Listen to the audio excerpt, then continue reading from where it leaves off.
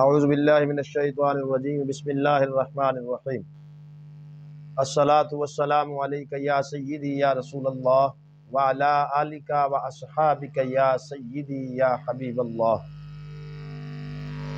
ناظرین و سامعین محتشم، السلام علیکم رحمۃ اللہ وبرکاتہ۔ حال ہی میں پاکستان میں ایک دو دن قبل ایک جمہوری پارٹی کے سربراہ کے خلاف کوئی فیصلہ سنایا گیا عدت نکاح کے حوالہ سے کہ اس نے عدت میں نکاح کیا ہے، لہذا اس میں 7 سال اس کو سزا سنائے گی۔ کافی دوست احباب کے واٹس ایپ پر سوالات بھی آئے، فون بھی آئے کہ آپ اس پر کوئی تبصرہ کریں، کیا یہ فیصلہ شریعت مصطفیٰ صلی اللہ علیہ وآلہ وسلم کے مطابق ہے یا خلاف۔ اور ایک دو اینکر بھی سنے جو یہ کہہ رہے تھے کہ مذہبی علماء پر افسوس ہے، مذہبی گروہ پر، کہ وہ خاموش ہیں اس مسئلہ پر۔ تو جو دوست سوال کر رہے ہیں وہ چونکہ ان کا لیڈر ہے، اس لیے وہ سوال بھی کر رہے ہیں کہ ان کے لیڈر کے خلاف فیصلہ آیا ہے۔ تو میں یہاں پر صرف مختصر یہ بات کروں گا کہ آج آپ اس فیصلے کے بارے میں پوچھ رہے ہیں کہ یہ شریعت کے مطابق ہے یا خلاف، تو کیا پہلے جتنے فیصلے پاکستان میں ہوتے ہیں وہ شریعت مصطفیٰ صلی اللہ علیہ وآلہ وسلم کے مطابق ہو رہے ہیں؟ ممتاز قادری عاشق رسول شہید ناموس رسالت کو تختہ دار پر لٹکایا گیا، کیا اس فیصلے نے شریعت کی دھجیاں نہیں اڑائی تھیں؟ آسیہ ملعونہ گستاخ رسول کو یہودی لابی کے کہنے پر ملک سے نکال دیا گیا، کیا وہ فیصلہ شریعت کے مطابق تھا؟ اس طرح کی ہزاروں بلکہ لاکھوں کروڑوں مثالیں دی جا سکتی ہیں۔ اس وقت یہی لوگ کہتے تھے کہ عدالتوں کے فیصلے ہیں لہذا مانیے انہیں۔ جب عاشق رسول کو سزائے موت دی گئی، علماء نے شور مچایا کہ یہ فیصلہ شریعت کے ساتھ سراسر مخالفت ہے۔ آسیہ ملعونہ کو رہا کیا گیا، علماء شور مچاتے رہے، ان پر طاقت کا استعمال کر کے ان پر مقدمات بنائے گئے، علماء کو جیلوں میں ڈالا گیا، چادر چار دیواری کا تقدس پامال کیا گیا۔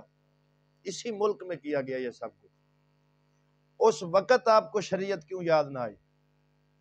اور میرے بھائی، دراصل بات یہ ہے کہ تمہارا نظام ہی شریعت کے خلاف ہے۔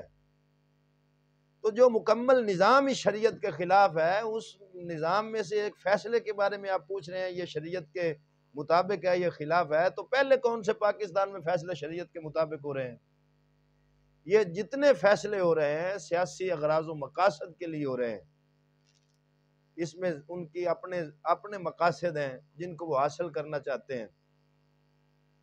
تو لہذا آپ یہ پوچھیں کہ نظام شریعت کے مطابق ہے یا نہیں، جس کا سادہ سا عام فہم جواب یہی ہے کہ یہ سراسر نظام ہی شریعت کے مخالف ہے۔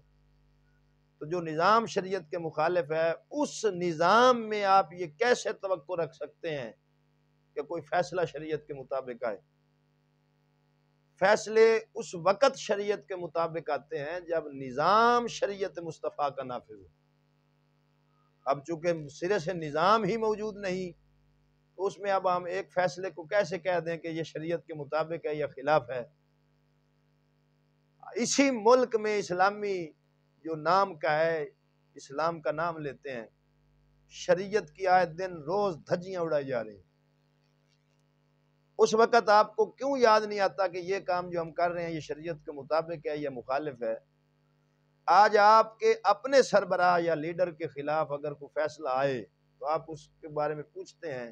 تو جب ممتاز قادری کے بارے میں آیا، آسیہ ملعونہ کے بارے میں آیا، علماء کو ہتھ کڑیاں لگائی گئیں، چادر چار دیواری کا تقدس پامال کیا گیا، علماء شور مچاتے رہے، ان کی آواز کو دبایا گیا، ان پر مقدمات بنائے گئے، تو پھر اس وقت آپ کو کیوں یاد نہ آئی کہ یہ فیصلہ شریعت کے خلاف ہے یا مطابق؟ اس وقت تو آپ بھی کہہ رہے تھے کہ شریعت کے مطابق ہے، مولویوں کو تو کام ہی فساد ہے۔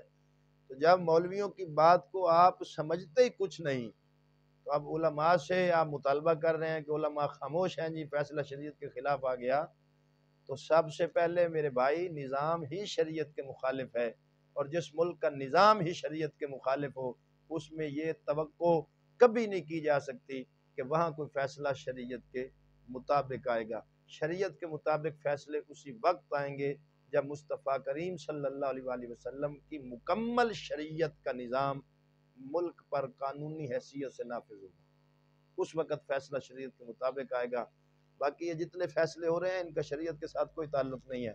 اللہ تعالیٰ سمجھ عطا فرمائے، آمین ثم آمین، وآخر دعوانا